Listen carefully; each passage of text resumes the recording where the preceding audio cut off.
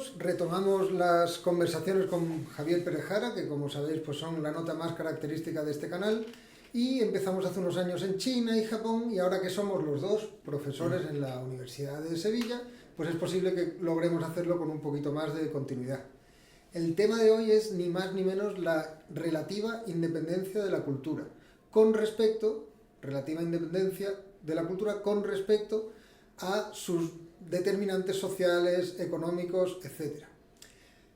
Hay teorías reduccionistas, el Marx más economicista, Marvin Harris, que dicen que la cultura, y ahora vamos a pasar a definirla, es un producto pues, de los factores ambientales, económicos. Aquí ya entra en juego las preferencias ontológicas de cada uno, genéticos, sexuales, económicos, pues todo ese tipo de condicionantes son los que determinan necesariamente de modo fatalista los productos culturales. Hay frente a ellas teorías idealistas que dicen que no hay ningún vínculo entre los productos culturales y esos condicionantes y que por tanto la cultura es absolutamente independiente de otros condicionantes extraculturales. Nosotros de lo que vamos a hablar en este vídeo es de la relativa independencia de la cultura, la tesis de que efectivamente hay condicionantes, pero hay una relativa independencia de los productos culturales con respecto a ellos. Es un tema que ya hemos tratado en nuestro libro conjunto sobre Bertrand Russell, que presentamos en este canal, y que hemos tratado también en un artículo para la Revista de Occidente sobre filosofía de la arqueología, del que hablaremos muy próximamente porque saldrá el artículo en noviembre del 2023. De lo que se trata en este vídeo es básicamente de explicar en qué consiste esa idea y dar algunos ejemplos de cómo funciona. Así que para empezar, Javier, te pediría que definas esa idea de cultura que estamos manejando cuando hablamos de la tesis de la relativa independencia de la cultura. Pues el concepto de cultura, que es esencial en la antropología cultural, bueno, en las ciencias sociales, las llamadas ciencias humanas y en las propias ciencias biosociales y en la filosofía social y la filosofía obviamente de la cultura, la antropología filosófica, etc. Es un concepto obviamente clave y hay distintas definiciones. Hay definiciones, digamos, que yo creo que pecan por una parte de ser demasiado reduccionistas. Incluso la propia definición de Taylor, cuando habla de la cultura como un todo complejo, da una especie, digamos, de lista de cosas, ¿no? Sistemas de valores, comportamientos, creencias, etcétera, etcétera. A nosotros lo que nos interesa, digamos, de esa supuesta lista de lavandería que da Taylor es la característica de socialmente, como lo traducimos a nuestras coordenadas, socialmente aprendidos y socialmente compartidos.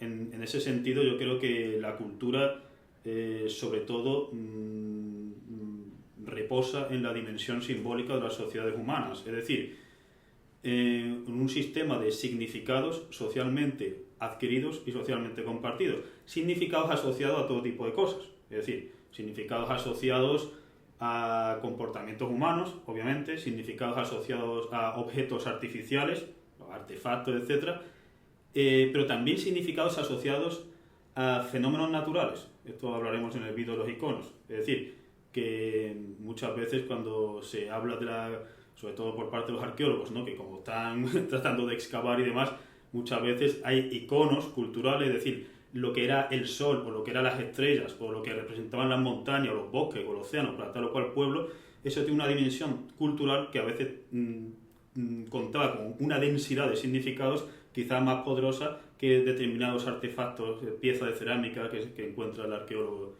y demás. Por entonces resumir, la cultura sería, según esto, una serie de pautas de comportamiento y conductas socialmente aprendidas que siempre tienen una carga valorativa.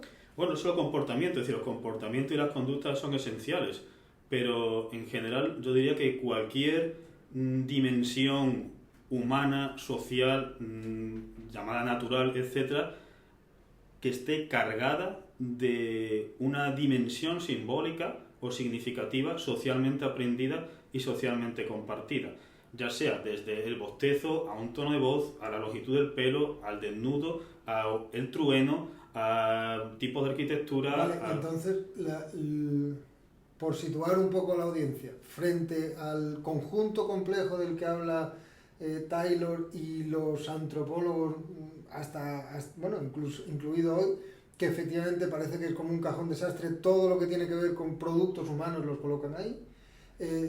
Esta acepción de cultura es más restrictiva en el sentido de que intenta reconducir ese cajón desastre con un hilo conductor que sería el significado, es decir, lo que tienen en común todas esas cosas para hacerlas culturales es que tienen un significado para un grupo social. Exacto, un significado socialmente aprendido.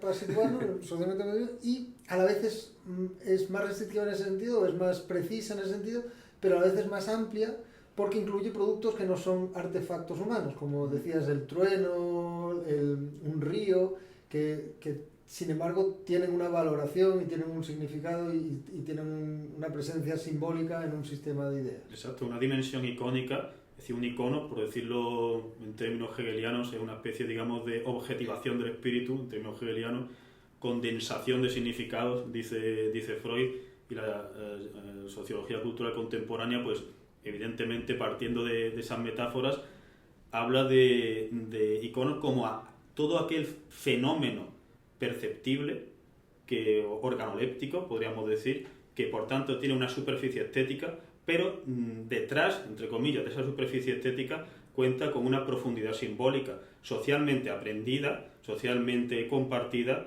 y arbitraria, en el sentido de que ya hablaremos de eso. Vale, entonces eso con respecto a la demarcación de esta idea de cultura, con respecto a la antropológica. Y Gustavo Bueno escribió un libro que se llama El mito de la cultura, que se separaba de esta otra acepción de la cultura que es mucho más restringida, que él llamaba la cultura circunscrita precisamente, y que es la cultura entendida como aquellos productos culturales que son propios de la alta cultura, ¿no? Sí, exacto. Es decir, el mito de la cultura, tal como lo expone Gustavo Bueno, radicaría en una especie de automatismo según el cual cuando un producto, una dimensión, un comportamiento, una idea, es decir, cualquier elemento socialmente aprendido, compartido, etcétera, adquiere la valoración de cultural, automáticamente se convierte en algo, digamos, sagrado, bueno, puro, etcétera, ¿no? Es decir, no, es que esto es algo cultural, etcétera. Y esto es algo muy gracioso porque se contrapone también, o se puede contraponer con lo que llamaríamos un mito de la naturaleza, pero no en el sentido que Gustavo Bueno, en el que Gustavo Bueno hablaba sobre la naturaleza como una totalidad, etcétera, sino en el sentido de que también existe el fenómeno de convertir algo, bendecir algo como automáticamente bueno, puro, sagrado, etcétera, cuando se da la categoría de natural. Y entonces, digamos, multitud de ideologías tratan de reivindicar muchos de sus productos estrellas en su escaparate ideológico con la categorización de que es algo natural. La monogamia es algo natural, no, la poligamia es algo natural, la propiedad privada es algo natural, no, el egoísmo individualista es algo natural. Sí, esto, no.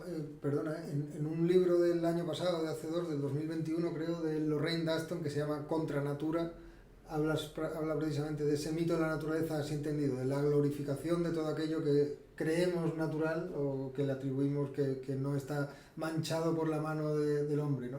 Vale, entonces, definida así la idea de cultura, podemos redefinir la tesis de la relativa independencia de la cultura como que esos significados socialmente aprendidos, según el reduccionismo materialista de signo que sea, es decir, se entienda como se entienda, ya he dicho antes, economicista, ambientalista, genetista, según ese reduccionismo, los significados culturales están no solo determinados, sino predeterminados de modo fatalista por el contexto que se haya tomado como causa primera, y según el idealismo, pues esos significados simbólicos van por su cuenta, son absolutamente independientes de la cultura. Lo que dice la relativa independencia de la cultura es que en cierto modo los condicionantes determinan, pero hay una independencia cultural, ¿vale? Por entender cómo funciona esto en el análisis social, el ejemplo del feminismo, que hemos dicho antes, hay dos alternativas, o es un producto de la incorporación de la mujer al trabajo, o es un producto de la toma de conciencia de la mujer, de su situación de inferioridad. Y os recomiendo, me permito recomendaros que tengáis esa dicotomía en cuenta en los próximos, 2 o 3 días, cuando leáis, cuando habláis con amigos o cuando leáis titulares de ministros sobre el feminismo, pensad un poco cuál de las dos está funcionando, pero a mí una cosa que me parece muy interesante de esta dicotomía es que muchas veces, según nuestros intereses ideológicos, saltamos de un modelo de explicación cultural a otro. Es decir, a veces nos conviene, por lo que sea, decir que la cultura es un subproducto de la economía, y a veces nos conviene, por otras razones, decir que la cultura pues, es totalmente autónoma. Entonces saltamos del reduccionismo al idealismo. De lo que se trata es de intentar sistematizar un poco esto. Pero claro, eso no es fácil. El ejemplo del feminismo, ¿cómo lo abordarías desde esa tesis? Bueno, efectivamente lo que has dicho de el reduccionismo de quita y pon es una especie de metodología muy, muy común. Es decir, a veces por motivos ideológicos conviene resaltar un fenómeno social o cultural como algo que está totalmente predeterminado, de modo fatalista, etc. Es decir, no podría ser de otro modo, dados estos condicionantes geográficos, económicos, tal y cual, pues por necesidad aparece esto. Pero en otras ocasiones interesa recalcar el lado, digamos, agencial, el lado de libertad, el lado de causalidad de tales o cuales ideologías, etc. Y eso viene, yo creo que en gran parte determinado por la lógica binaria, los enfrentamientos en las luchas culturales y demás. Es decir, ese tipo de doble estándares de lo que podemos hablar. No, voy a interrumpirte de nuevo, perdona, pero se me ocurren dos cosas. Por volver a Gustavo Bueno, hay veces que, sobre todo los seguidores de Gustavo Bueno, en plan reduccionista, dicen pues la democracia es un producto del capitalismo, ¿no? Porque somos todos consumidores y entonces por lo mismo consumimos en el supermercado que en los votos. Y luego, sin embargo, pues el protestantismo viene de las ideas de Lutero y bueno, las ideas de Lutero llevan a Auschwitz. Y llevan a Auschwitz y se caracteriza por una especie de individualismo fatalista. Entonces son las dos varas de medir según cómo ideológicamente convenga. Sí. Y eso nos pasa a todos. Es decir, que en el discurso, en el razonar de nuestras vidas, utilizamos estas dos varas de medir constantemente. Entonces, para hablar de esta combinación en la tesis de la relativa independencia de la cultura, del determinismo sin fatalismo y del determinismo con la contingencia, me gustaría que hablaras del ejemplo del feminismo y que explicaras antes, a lo mejor brevemente, los conceptos de fatalismo y contingencia. Debo aclarar que Javier y yo tenemos un libro que grabamos hace un año o algo así, que lo subimos, que es sobre necesidad, contingencia contra el argumento del Diodoro Cronos. Pero bueno, en cualquier caso, pues, brevemente. Pues aquí vamos a introducir un concepto todavía más rebuscado para el público no filosófico, que es el de epifenómeno. Es decir, un epifenómeno es una especie de pseudofenómeno que está totalmente predeterminado por otra cosa y que carece de influencia causal, es decir, una especie de fantasmagoría, ¿no? Una especie de proyección y demás. El concepto, efectivamente, del reduccionismo típico es el del marxismo más barato, vamos a decirlo así, porque el propio Marx se corrige a sí mismo, se matiza, etcétera. Y luego porque autores marxistas como Althusser o como Bourdieu introducen el propio sintagma de relativa independencia de la cultura. Es decir, ¿qué es lo que quiere decir? Cuando se dice el reduccionismo, digamos, más extremo que podemos encontrar en algunos textos marxistas, los más simplistas, es que dados tales o cuales, como si fuese una especie de predeterminación, es decir, como cuando usamos la mecánica de Newton para calcular la trayectoria de un cohete o la caída de una piedra, o yo qué sé, o cuando jugamos al billar, etc. Es decir, dados tales o cuales condicionamientos materiales en el sentido de geográficos, demográficos, climáticos, de estructuras sociales, etc., por necesidad vamos a tener este tipo de cultura. Es decir, la cultura no tiene ningún grado de relativa independencia, es absolutamente dependiente. Es decir, en general, obviamente, la cultura no existe sin la sociedad, no existe cultura sin sociedad, ni sociedad sin cultura. ¿Por qué? Porque para que hablemos de un grupo humano, tienen que compartir una serie de significados socialmente adquiridos, etc. Porque si no, tendríamos una especie de conglomerado caótico de humanos. Eso no es un grupo ni una sociedad. Es decir, una sociedad necesita una cultura y la cultura necesita una sociedad. a esa escala, evidentemente, la cultura es totalmente dependiente de la sociedad y la sociedad es totalmente dependiente de la cultura. Cuando hablamos de una relativa independencia de la cultura, lo que nos referimos es que la misma estructura social, o muy parecida estructura social, los mismos o muy parecidos determinantes geográficos, llamados materiales en general, permiten diversos sistemas culturales. Diversos sistemas culturales que a la vez tienen una influencia causal sobre la propia estructura social o sobre el medio, etc. Y pueden cambiar el nicho, pueden cambiar la estructura social, ideologías antinatalistas o pronatalistas, ideologías de todo tipo de cuño. Entonces, es decir, la contingencia o la semiautonomía, lo que quiere decir es dentro de un rango, es decir, en el Paleolítico no puede haber un sistema filosófico complejísimo, ni se puede desarrollar la mecánica cuántica, etcétera, ni en una tribu con una estratificación social tremendamente simple cabe imaginar sistemas ideológicos tremendamente complejos que requieren multitud de grupos, de estratificaciones, etcétera. Y dentro de unos límites, los mismos determinantes materiales o muy parecidos determinantes materiales permiten un abanico de sistemas culturales que a la vez tienen una influencia sobre esos determinantes materiales.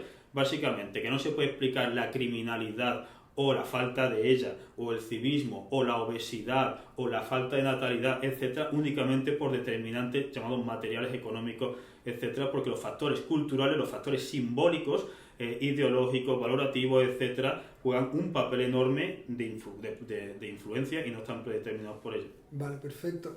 ¿Hay alguna fórmula que sepamos, pues yo qué sé, 1/3 de determinismo ambiental, 1/3 de determinismo económico y 1/3 de independencia cultural? ¿O hay que ir caso por caso? Y te pido de nuevo que si puedes, discuta el ejemplo del feminismo.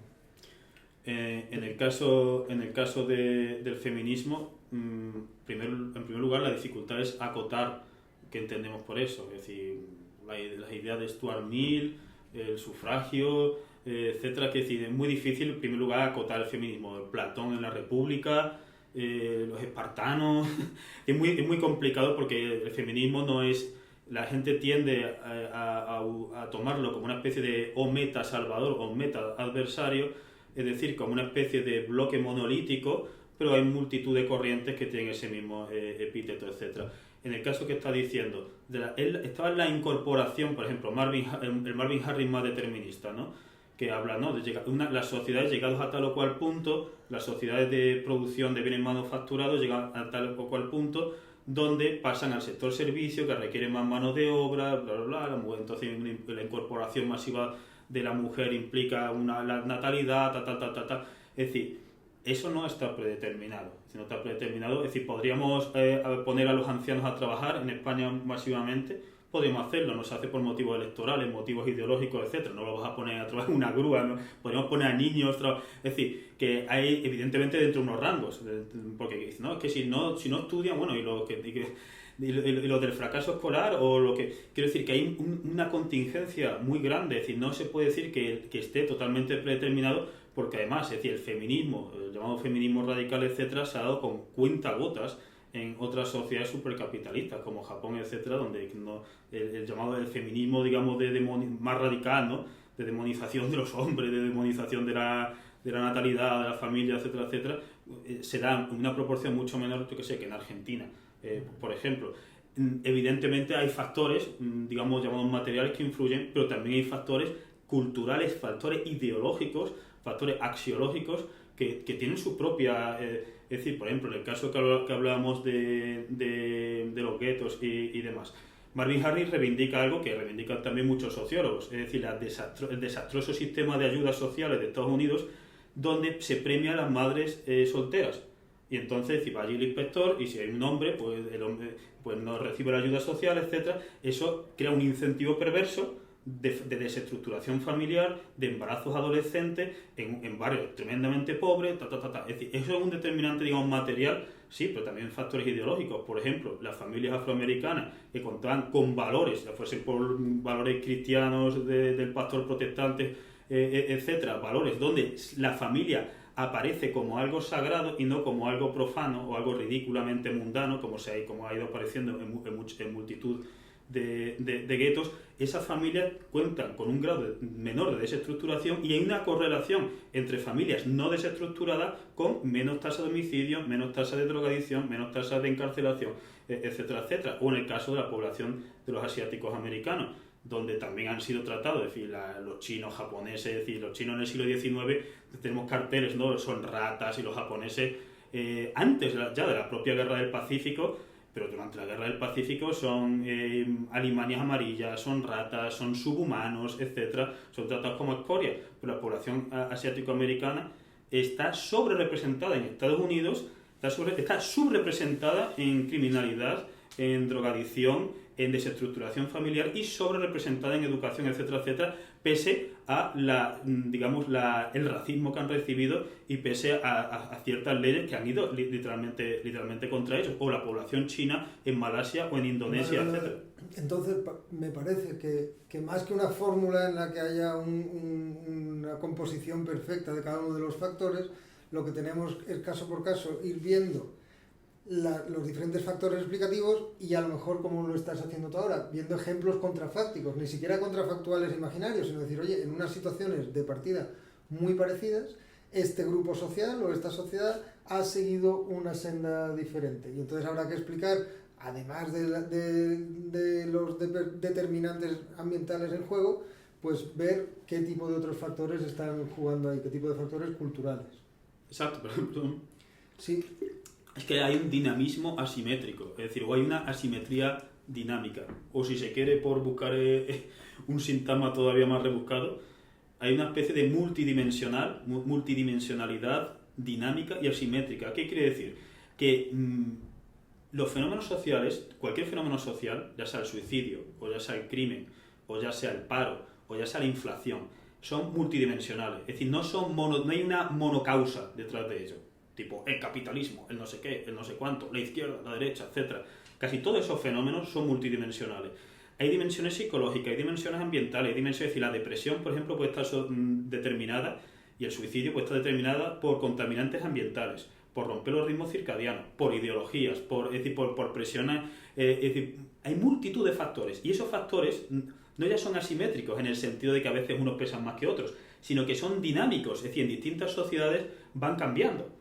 Y entonces, efectivamente, buscar los contrafácticos es algo absolutamente esencial. Es decir, hay, en el caso que yo hablaba de tratar de decir, no, si tenemos un grupo que ha sufrido racismo y ha sufrido discriminación y ha sido despreciado y es pobre, etcétera, tenemos tasas de, drogadicción, tal. No, hay otros factores. Por ejemplo, factores ideológicos, que es lo que nos interesa decir aquí. Es decir, la población china, la población japonesa, la población en general del este asiático en Estados Unidos tenían una ideología, esa confuciana, sin todo lo que se quiera, donde la familia aparece como algo sagrado, como algo puro, y el embarazo adolescente, etcétera, aparece como algo impuro frente a la cultura de bandas en otros bandos, en otros barrios latinos, barrios afroamericanos, etcétera, pese a que esos propios barrios no son homogéneos. Es decir, los pastores se enfrentan a eso, los pastores protestantes se han enfrentado, muchos pastores, algunos están comprados.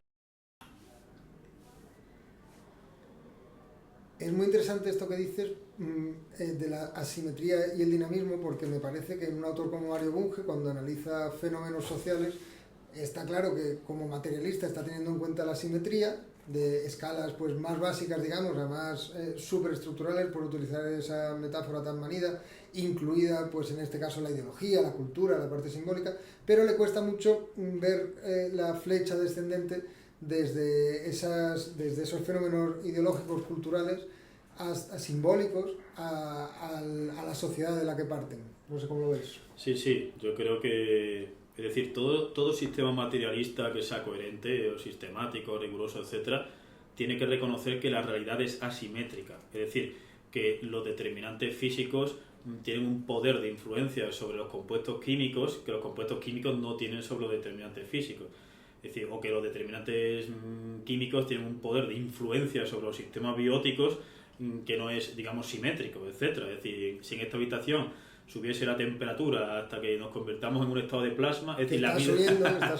Efectivamente, es decir, la vida, tal como la conocemos, la vida orgánica, etcétera, solamente puede existir en unas condiciones muy concretas de temperatura, densidad, gravedad, etcétera. Es decir, entonces Bunge lo ve bien. Ahora bien, Bunge yo creo que se le atraganta la dimensión simbólica del ser humano. Es decir, tiene evidentemente algunos párrafos aquí o allí donde reconoce obviamente que las religiones, las ideologías tienen un poder de influencia social porque sería absurdo no hacerlo.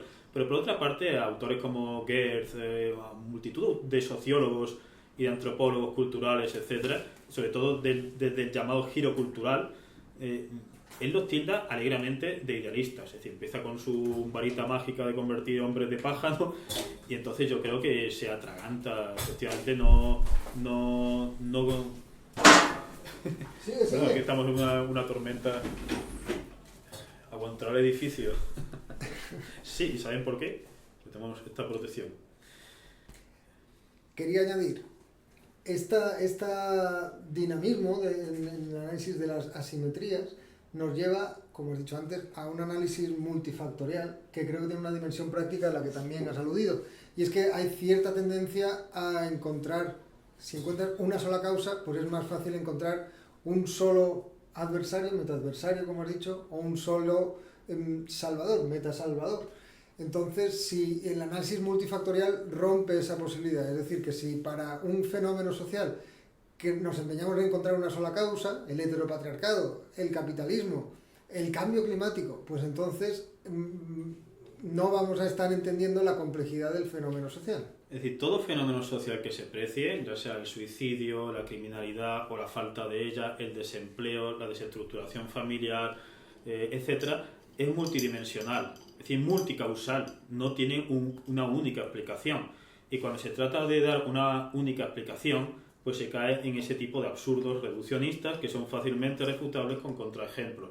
Tipo, el capitalismo lleva a la obesidad, ¿por qué? Por la vida sedentaria, por la proliferación de grandes corporaciones que ponen, yo qué sé, alimentos adictivos en las comidas, por, yo qué sé, la publicidad, Bueno, ¿y usted cómo explica entonces las tasas de obesidad en Corea del Sur, ¿no? O en Japón, o en Taiwán, ¿no? En Singapur, etcétera, sociedades hipercapitalistas y demás?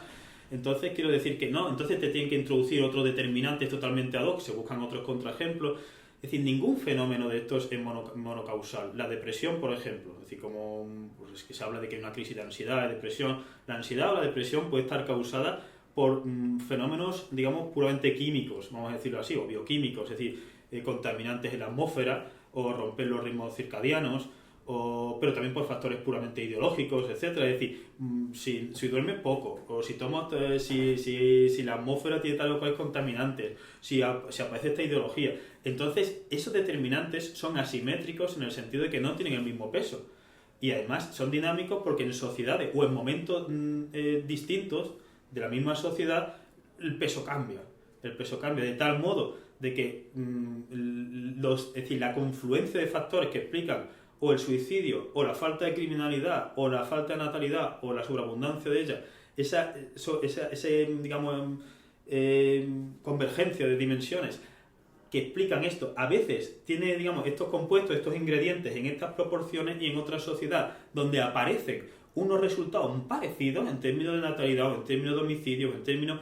La composición de los ingredientes, es decir, el peso de los ingredientes y los propios ingredientes son distintos. Eso es a lo que me refiero, pero claro, es muy goloso decir, no, es que, ¿por qué se produce, yo que sé, la obesidad? El capitalismo. ¿Por qué se produce, en el ejemplo que hablabas del heteropatriarcado y la violencia de género, etcétera? Pongamos que los factores ideológicos son importantes, que es algo que estamos diciendo, efectivamente, pero ¿por qué los niveles de homicidio? ¿Cómo se explica entonces que sociedades, que no haya una correlación positiva fuerte en sociedades que son más patriarcales con los homicidios? Es decir, sociedades, por ejemplo, donde supuestamente en el ranking de igualdad de género están mucho más altas que otras, cuentan con una tasa de homicidio a mujeres muchísimo más alta que otras sociedades supuestamente mucho más machistas, etcétera. Entonces hay otros determinantes. Y te pueden decir, no, es que hay distintos tipos de heteropatriarcado. Bueno, pues entonces complejiza usted su metaadversario, o el capitalismo, ¿no? No es que el capitalismo lleva al desempleo, es que el capitalismo... Bueno, entonces explique usted cómo funciona el capitalismo en Singapur o cómo funciona el capitalismo en Japón. No, bueno, entonces ya no es el capitalismo TM, ¿no? De trademark, etcétera. Y así con cualquier tipo de fenómeno, siempre reivindicando que en esa suma, en esa convergencia de factores, de nuevo, los factores simbólicos tienen una semi-autonomía, es decir, no están totalmente predeterminados por los factores no culturales y tienen un poder de influencia limitado, dependiendo del rango, o muy poderoso, es decir, ya lo vemos en las sectas religiosas más destructivas, etcétera, o en fin, es decir, pues ese tipo de análisis, claro, quien busque un puentecito maniqueo, simplista, monocausal, de grandes metaadversarios frente a grandes metasalvadores, ¿no? Tipo el capitalismo produce esto, entonces el socialismo nos va a ayudar, ¿no? O el heteropatriarcado produce esto, entonces el feminismo no. Ese tipo de esquemas binarios son muy golosos para la identidad grupal, para nuestras tendencias tribales, para el hooliganismo social y político y cultural, etcétera, pero son realmente pobres para un análisis pues social, un análisis cultural de lo que está pasando.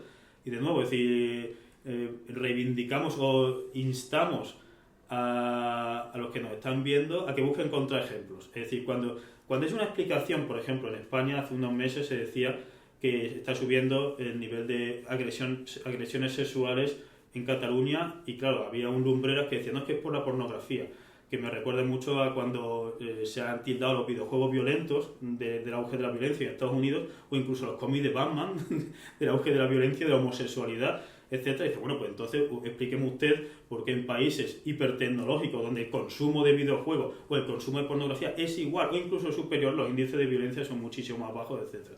Es decir, suponemos que Javier Perejara tiene una teoría alternativa. Os instamos a que se la preguntéis en los comentarios, o que si queréis que apliquemos este análisis a algún tema concreto, algún fenómeno social concreto, lo podéis pedir. No prometemos que lo hagamos, pero se puede intentar.